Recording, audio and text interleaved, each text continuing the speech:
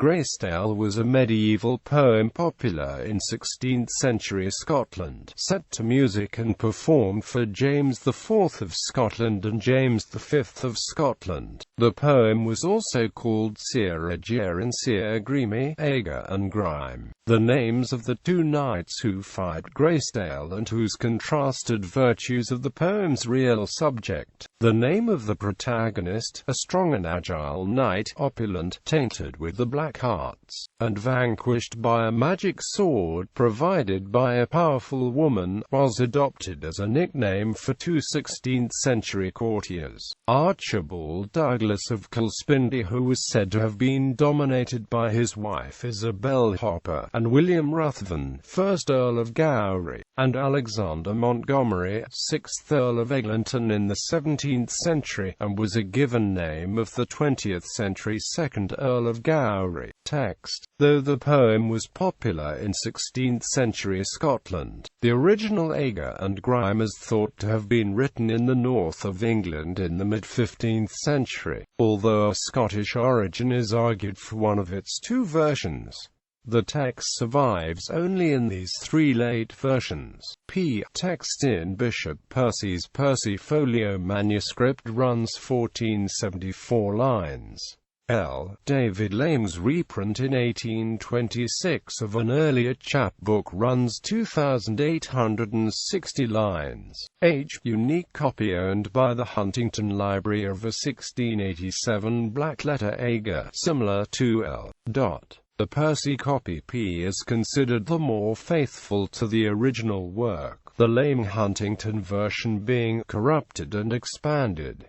Plot summary. Sir Greysteil is a knight thought invincible who lives in the land of doubt of the Forbidden Country. He is challenged by Sir Eger or Eger, who seeks to impress a high-born lady, Gwynplaine. Eger is defeated, and Greysteil cuts off the little finger of his right hand. Eger is nursed by Lilias Aluspain, who tells him his efforts are worthless if they are not reciprocated by his lady. Eger ignores this advice and decides to try again. As he is still weak from his wounds, his friend Sir Grime takes his armor and sets out, bidding farewell to Gwynplaine. Following the advice of a third brother knight, Palias, Sir Grime obtains a sort of supernatural character called Eking from Eger's aunt, Sir Egram's lady. Eking was wrought far beyond the Mediterranean Sea for the price of a jewel of highest quality. She took the title deeds of both knights' lands as a pledge for the sword, with the warning that it should never come into a coward's hands, saying, "There was no fault with Eking, but for want of grace and governing, may lose a kingdom and a king." Armed with virtue and now the love of Lilias, Graham rides to the land of doubt and overcomes Greysteil. When Greysteil is close to defeat, Graham asks him to yield. Grime said, "Yield thee, Sir Greysteil, for thou can never do so weel." The other said, "Thou mayest lightly lie, that man I shall never see, that man was never of woman born, shall make me yield, one man to one." However, no man of woman born could abide the drawing of the sword. Eking. Graham continues the charade, and Eger marries Gwynplaine. After Graham's death, when Eger tells her the truth, she leaves him. In a final episode, sometimes suggested to be a late addition, Eger joins the Crusades, and on his return marries Lilias. Critical appreciation. Celtic or Teutonic origins. One looming and divisive issue has been whether this tale is one of essentially Teutonic or of Celtic origins. Hales dismissed a Celtic origin, saying, "We see no reason for referring it to Celtic traditions." Edith Rickett, who published a popular translation of the tale, has also stated that the story of Greysteil, fundamentally Teutonic, but with perhaps some Celtic admixture. Mabel Van Dooze's 1963 study, however, offers a more modern survey on this issue. She credits Sir Walter Scott as an early observer that this tale might be of Celtic tradition. The Van Dooze further suggests that the characters of Eger and Grime are derived from Ida and Gawain, two well-known figures in medieval Arthurian romance, and the latter of which is one of the titular heroes of the 14th century Early Middle English, Romance Ewain and Gawain, while Winglain is likely derived from Genois, the name of Ida's lover in the medieval French romance of Ida. Caldwell said the plot was taken from a Celtic variant of the widespread Dice Fibruda type story, that is, it was a cognato of the two brothers from the Grimm's fairy tales, though this may lead one to believe Caldwell subscribed somewhat to the Germanic, Teutonic origins view. The Van Doozy assures us that his thesis was that Eger and Grime's plot derived from purely Celtic sources. French and Amp Hale note that the Teutonic element is slight, but speculate that the name Gryme may derive from a giant god in Teutonic mythology, and Eger to come from the Germanic sea god Aegir. Deanna Delmer Evans has more recently looked at the question of English or Scottish origin, noting the lack of intrinsic linguistic evidence in the surviving texts and concluding a root in cross-border ballad tradition, and the Huntingdon Lane version its Scottish branch. She also highlights possible similarities to Cumberland place names, suggesting an association at some date with the western border. In the poem itself, the action is located in Bohemia, meaning Bohemia,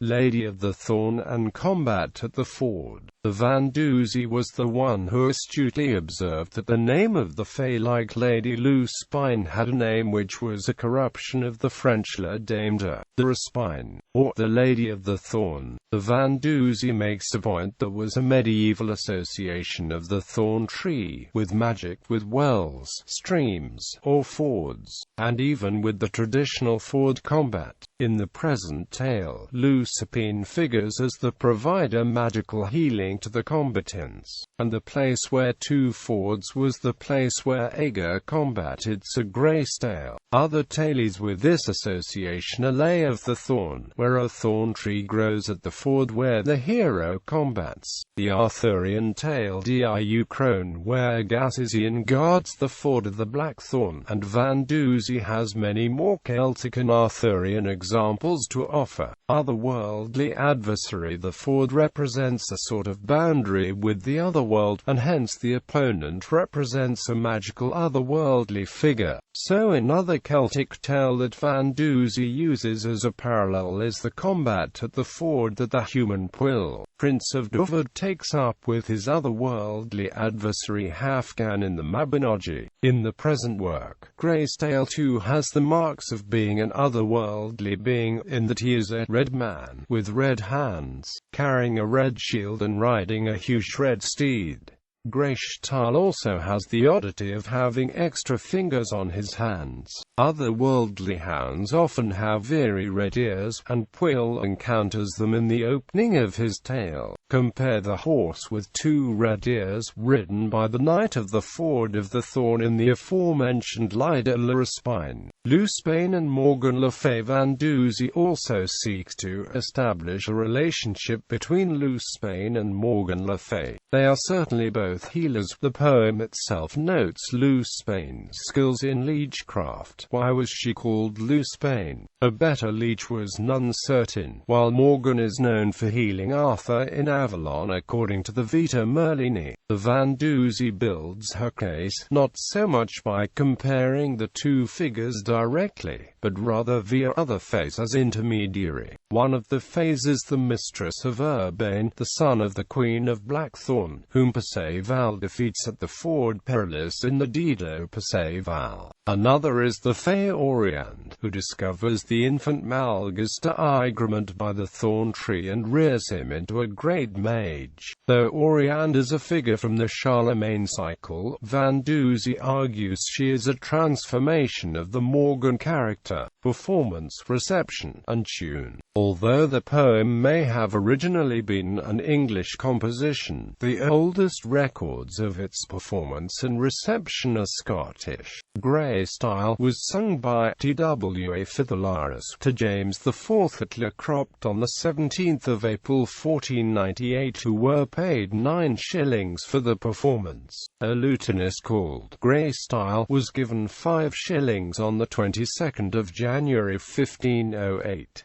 The poem was mentioned by David Lindsay of the Mountain, listed in the 1549 Complaint of Scotland. When Lindsay mentions the poem in his 1552 prologue, The Old Man and Wife in the Cooper Bands, he has the boasting soldier Finelaw place the forbidden country, which was bounded by sea in river, near Bowness. This is the sword that slew Greysteil, knocked half a mile beyond Kinneil. Lindsay also compares the valour of Sir Gryme to William Meldrum of Clysh and the House of the Binns in Sky Meldrum. A published edition was noted in the stock of an Edinburgh printer, Thomas Bassendyne, in 1577.